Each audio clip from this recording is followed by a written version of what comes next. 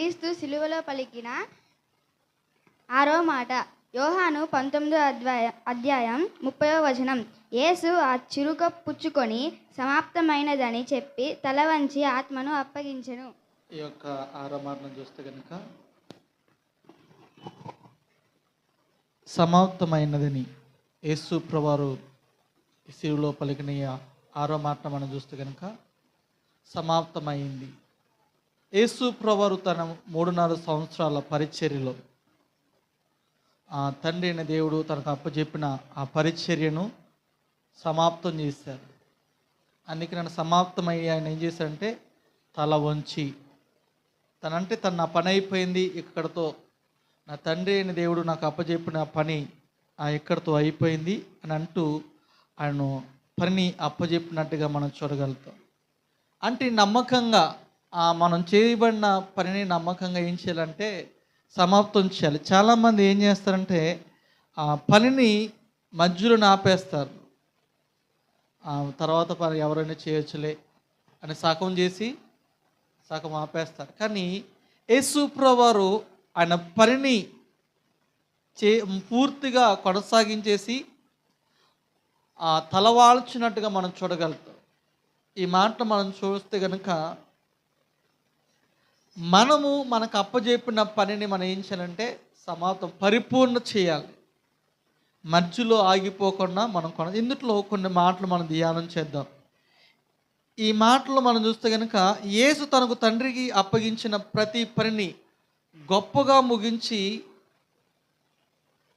అప్పజెప్పేసినట్టుగా మనం గొప్పగా చేశారు. 3.5 సంవత్సరాల పరిచర్యలో ఎక్కువ సంవత్సరాలు చేయలేదు కానీ పరిచర్య 3.5 సంవత్సరాల పరిచర్యలో అనేక ప్రజల హృదయాన్ని కదిలించారు. యాజకులు కావచ్చు, శాస్త్రులు కావచ్చు, పరిసయ్యులు కావచ్చు, వారి ఆలోచన భిన్నంగా మారిపోయింది.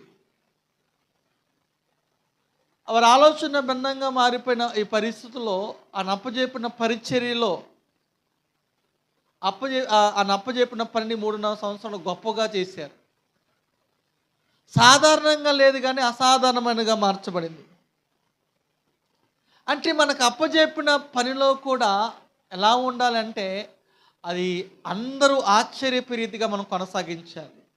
దేవునికి అప్పజెప్పిన పనే కావచ్చు, పరిచర్య కావచ్చు, పరిపూర్ణతలోనికి మనం తీసుకువెళ్ళాలి. ఈ మాటలో మనం చూస్తే కనుక హెబ్రీ రాసిన పత్రిక 10వ అధ్యాయం 12వ వచనం చూడండి. హెబ్రీ రాసిన పత్రిక 10వ అధ్యాయం 12వ వచనం చూస్తే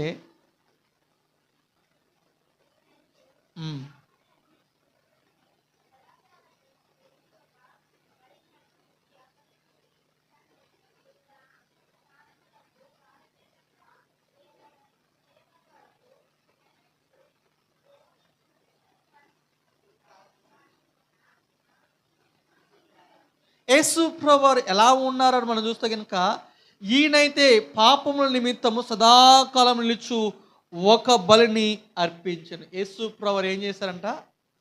ఆయన మన పాపముల కొరకు పరిపూర్ణ ఇక్కడ 6వ మాటలో సమాప్తం చేస్తాడు. ఇక్కడ ఒకే బలి, ఇంకో బలి లేదు. ఆ దినాల్లో పాత నిబంధనలో వారు చేసిన పాపాన్ని బట్టో గొవ్వనో లేకపోతే గొర్రెనో దూడనో తీసుకొచ్చి ఏం చేసేవాళ్ళంట?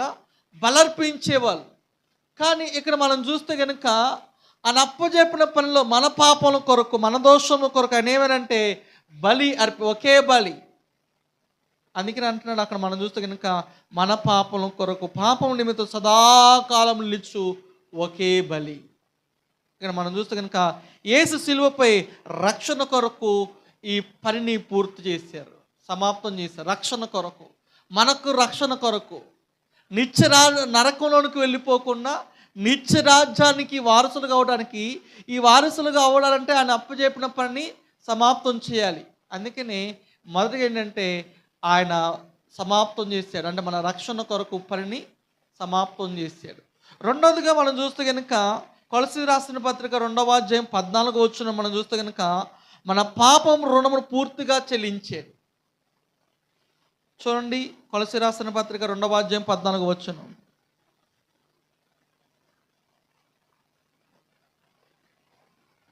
2వ అధ్యాయం 14 వచనం, 13 15 చదవండి.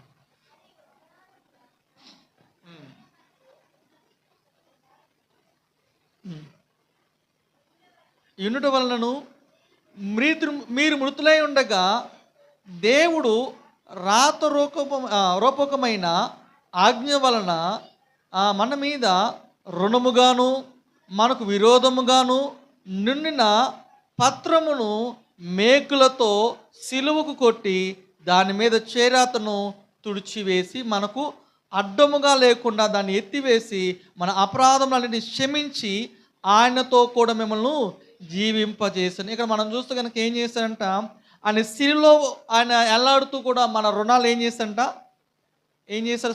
పూర్తిగా చెల్లించేశాడు, కొట్టివేశాడు. ఇంక చెప్పాలంటే మన పాపములను చెల్లించేసి, అందుకని అంటాడు సమాప్తమైనది అని. మన పాపముల నిమిత్తమైన బలియాగం ఏమైపోయింది, సమాప్తమైంది. మన రుణములు క్షమించబడ్డాయి. రెండవదిగా మనం చూస్తే ఈ మాటకు రెండవ పాయింట్ ఏంటంటే, మన పాపం రుణములు ఏమైంది, క్షమించబడినవి అని చెప్పాలంటే పూర్తి అయిపోయింది మన పాపాలకి.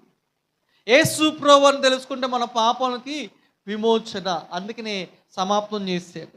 మూడవదిగా మనం చూస్తే కనుక మనం చూడండి, కొరింథీ రాసిన మొదటి పత్రిక 15వ అధ్యాయం 57వ వచనం. కొరింథీ రాసిన మొదటి పత్రిక 15వ అధ్యాయము 57వ వచనం.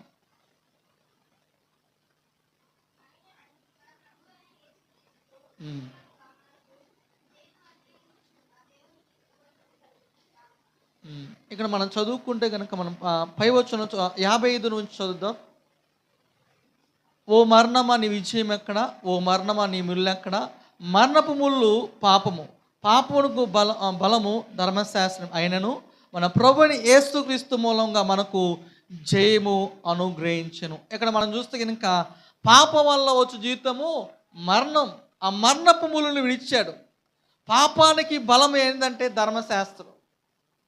ఈ ధర్మశాస్త్రం దేవుడు ఏం చేశాడంటే దాన్ని విడిచి దాని మీద గొప్ప విజయాన్ని దేవుడు అనుగ్రహించాడు. పాపం వల్ల ధర్మశాస్త్రం పాపాన్ని విజయం తీసుకురాలేదు. ధర్మశాస్త్రం ఏం చేసిందంటే తాత్కాలికంగా తీసుకొచ్చింది, కానీ పరిపూర్ణతను తీసుకురాలేదు ధర్మశాస్త్రం.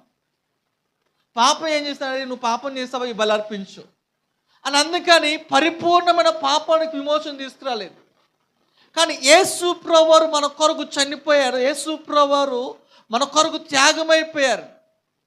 ఆ పని సమాప్తం అవ్వాలి. అది ఎక్కడైందంటే 6వ మాటలో ఆయన పనిని సమాప్తం చేశాడు. అందుకే సాతాను మీద గొప్ప విజయాన్ని, పాపం వల్ల వచ్చే జీవితం మరణం. ఆ పాపం ఎక్కడి నుంచి వచ్చిందంటే అపవాది చేత వచ్చింది. సాతాను జయించగల శక్తి అయితే పాపం మీద దేవుడు గొప్ప విజయాన్ని దేవుడు మనం అనుగ్రహించాడు. అదే ఆ విజయం ఎక్కడొచ్చిందంటే ఆయన పనిని సమాప్తం చేయడం బట్టే పాపం మీద మనకు విజయం వచ్చింది. చివరిగా మనం చూస్తే కనుక ఈ పాయింట్లో మనం చూస్తే కనుక కొరింథీ రాసిన 2వ పత్రిక 5వ అధ్యాయము 17వ వచనం చూడండి. కొరింథీ రాసిన 2వ పత్రిక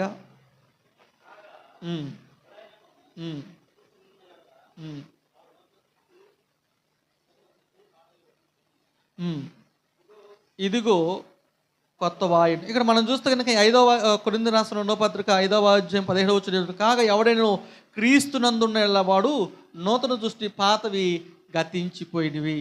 ఈరోజు యేసు ప్రభువారు సిలువలో పలకడం బట్టి మన పాత జీవితం గతించిపోయింది. ఆయన సమాప్తం చేయడం బట్టి ఏమైపోయిందంట, మన పాత జీవితం గతించిపోయి కొత్త జీవితం మనం ప్రారంభిస్తున్నాం. నిజమే. చూస్తే కనుక యేసు ప్రభువుని తెలుసుకుని మారు మనసు పొంది పాప క్షమాపణతో బాప్తిసం తీసుకున్న వాళ్ళు ఏమవుతున్నారు, మునుపు చేసిన దొంగతనాలు, మునుపు చేసిన పాపం చేయకుండా ఎలా ఉన్నారంటే పరిశుద్ధులుగానో పవిత్రులుగానో మార్చబడుతున్నారు. వాళ్ళ సాక్షి జీవితం, వాళ్ళ సాక్ష్యం చెప్పమన్నారు అనుకోండి, అంటే మునుపు నేను పాపినండి. అంతెందుకండి, పౌలు సాక్ష్యం చెప్తాడు, నేను హింసకుడను దోషకుడను అంటాడు పౌలు. నేను హానికరుడను, కానీ ఇప్పుడు క్రీస్తులో నేను పరిచారకును అంటాడు. క్రీస్తును ప్రకటిస్తాను, నేను కనపరచకూడదు, క్రీస్తే నా ద్వారా మహిమపరచబడాలంటాడు. అంటే మునుపు జీవితం ఎలా గతించిపోయిందంటే యేసు ప్రభువు సమాప్తం చేయడం బట్టి ఆయన అప్పచెప్పిన పని సమాప్తం చేయడం బట్టి మన పాత జీవితం ఏమైందంటే ఆగిపోయింది. ఇప్పుడు క్రీస్తునందున్న మనం ఏమవుతుందంట, నూతన సృష్టిగా మనం మార్చబడుతున్నాం. అందుకనే చివరిగా మనం చూస్తున్న మాట సమాప్తం చేసిందంటే క్రీస్తుని ఎరిగిన మన జీవితము ఆయన సమాప్తం చేశారు కాబట్టి మన పాత జీవితం ఏమైపోయింది, ఆగిపోయి కొత్త జీవితాన్ని మనం కొనసాగిస్తాము. మనం నూతన వ్యక్తులుగా మనం మార్చబడదు. ఎందుకంటే ఆయన సమాప్తం చేశారు కాబట్టి. అంటే ఎందుకు 6వ మాటలోనే సమాప్తం చేయాలంటే దేవుడు సృష్టిని చేసినప్పుడు ఏం చేశారు, 6 రోజుల్లో సృష్టిని చేశారు. 6 రోజులు సృష్టిని చేసి మొత్తాన్ని 7వ రోజున ఏంటంటే ఆయన విశ్రాంతి తీసుకున్నాడు. అంటే 6వ మాట కల్లా ఏం చేశారంట, ఆయన అప్పచెప్పిన పని అంతటినీ ముగించేశాడు. 6వ రోజున సృష్టి మొత్తాన్ని చూసి ముగించేశాడు. యేసు ప్రభువు 6వ రోజున 6వ మాటలో ఆయన అప్పచెప్పిన పనిని ఏం చేశాడంట, సమాప్తం చేశాడు. అంటే 6వ మాటలో 6లో ఉన్న ఆ విశిష్టత మనం కూడా జ్ఞాపకం చేసుకోవాలి. అంటే ఆయన సమాప్తం చేశాడు కాబట్టి మనం నూతన వ్యక్తులుగా మార్చబడుతున్నాం. కాబట్టి మనం కూడా ఆయన అప్పచెప్పినప్పుడు ఆయన సమాప్తం చేసి మనల్ని ఒక నూతన వ్యక్తులుగా చేశాడు. మనము కూడా ఈ భూలోకాన్ని మనం ఎందుకు వచ్చాం అని అంటే మనము క్రీస్తు బిడ్డలుగాను దేవుని కుమారులుగా కుమార్తెలుగా పిలవబడ్డ మనం ఆయన మనకు అప్పచెప్పిన బాధ్యతను ఆ పనిని మనం కూడా కొనసాగించి అంతము వరకు ఆయన పనిని సంపూర్తిగా చేసే వ్యక్తులుగా మనమందరము తీర్చబడదుముగాక.